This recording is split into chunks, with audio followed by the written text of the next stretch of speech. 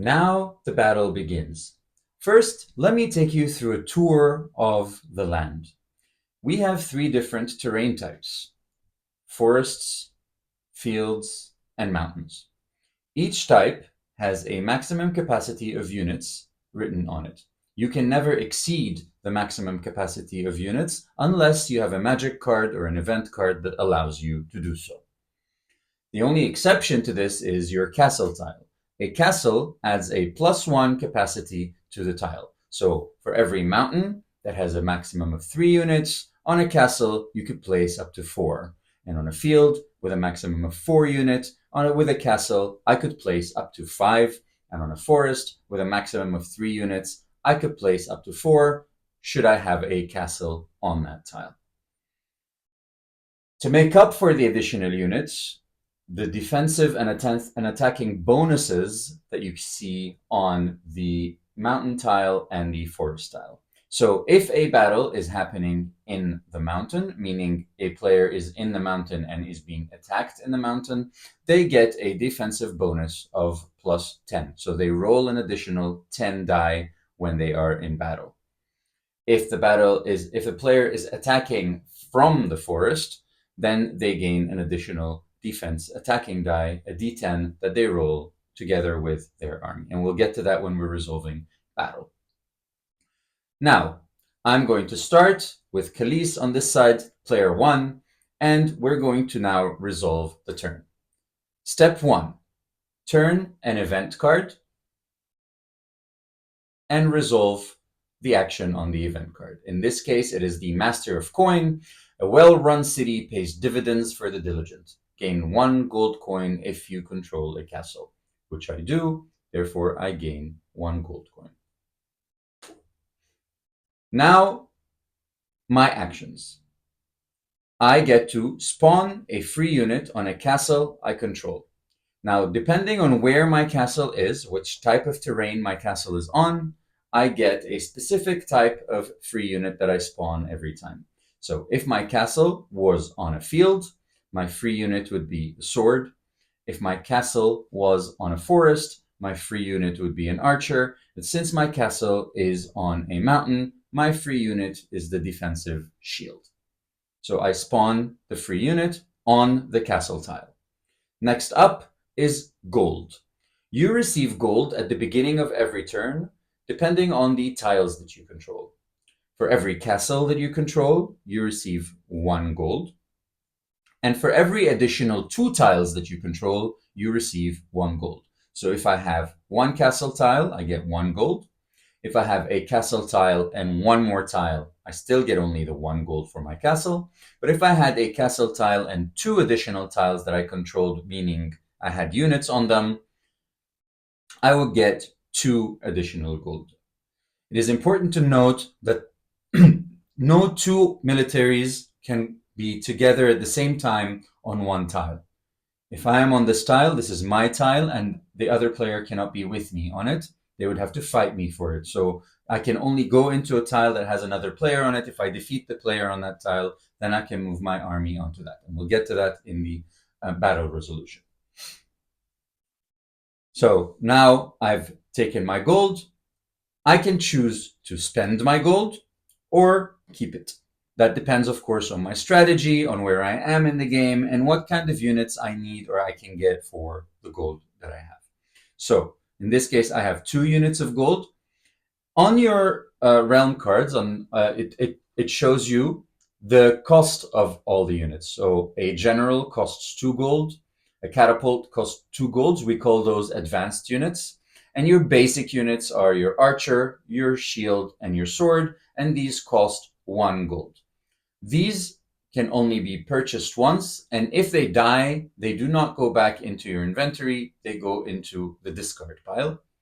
The only unit that respawns is your special unit. The cost of respawning the special unit is 2 gold, and if a special unit dies in battle, you can always buy it again with 2 gold the next time. Just remember, the special unit always spawns on your castle.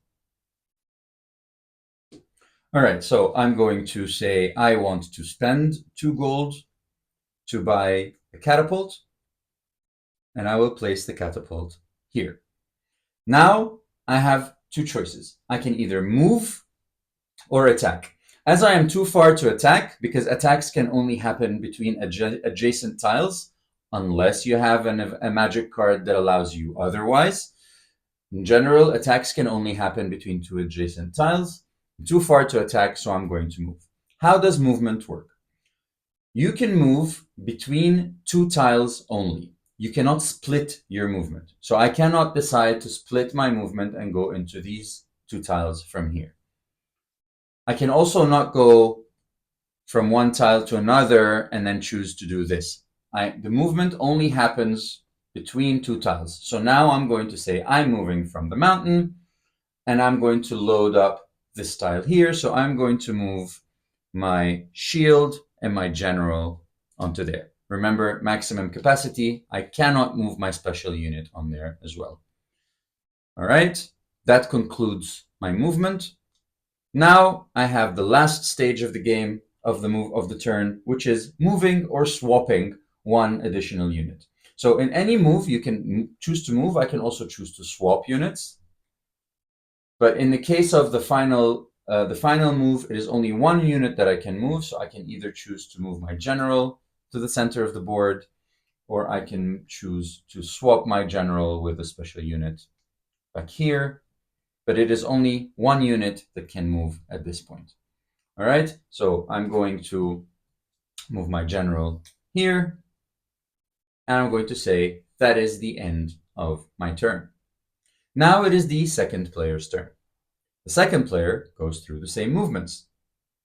They are going to get their free unit. No, first they're going to flip an event card.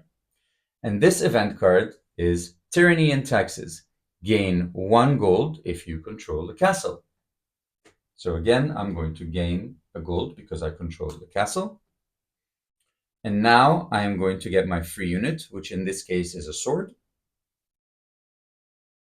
And next up, I am going to get my gold, the gold for the turn, which is for my castle. Now I have 2 golds.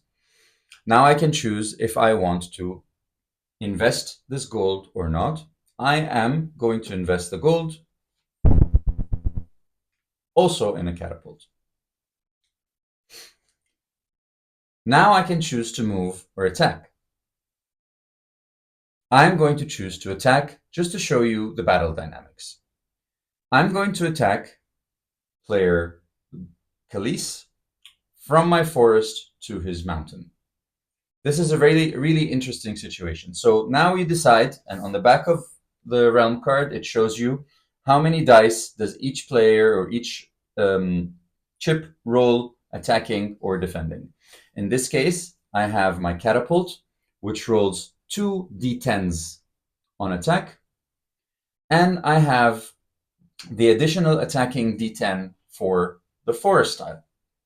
And I'm going up against a d12 for the general and a defensive d10 for the mountain tile. If Khalees had an additional sword and shield, then they would roll an additional 8 and an additional 10. Now we are going to battle. How does the battle work? Each player grabs their dice and we roll in one big fell swoop.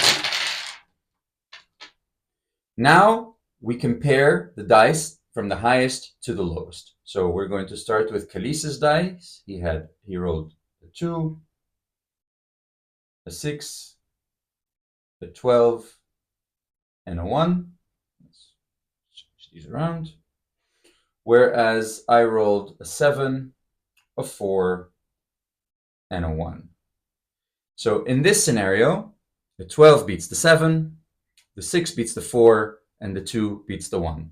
I am defeated on all counts. I'm going to lose my 1 unit, and Khalees loses nothing. The additional die is thus a chance for them to beat one of my units. If I had rolled, instead of a 1, another 4, then I would still lose my 1 unit. But in this case, Khalees would lose 1 unit because they won 2 battles and they lost 1. In case of a draw, nothing happens. Nobody loses any units. What would happen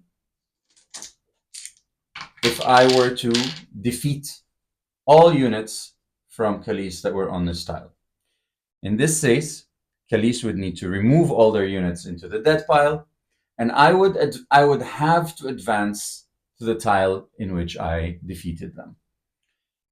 I also have to advance with the maximum possible number of units. So if I had 3 units here, I would have to advance all of them.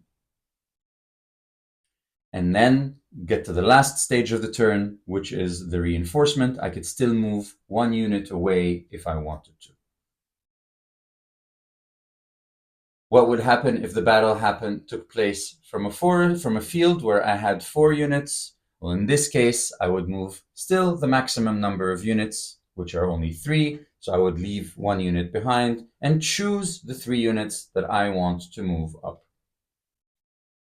And so on and so forth. We go back and forth in movement and battle and decisions on whether to spend money or buy units or save money. Which tiles do I want to take? And don't forget to use your magic cards. Maybe you want to use them early on. Maybe you want to keep them for later in the game. Depends on what is the content of the magic card. That's it for how to play the game. I hope you enjoy playing and come back and ask questions. I hope you enjoy playing the game.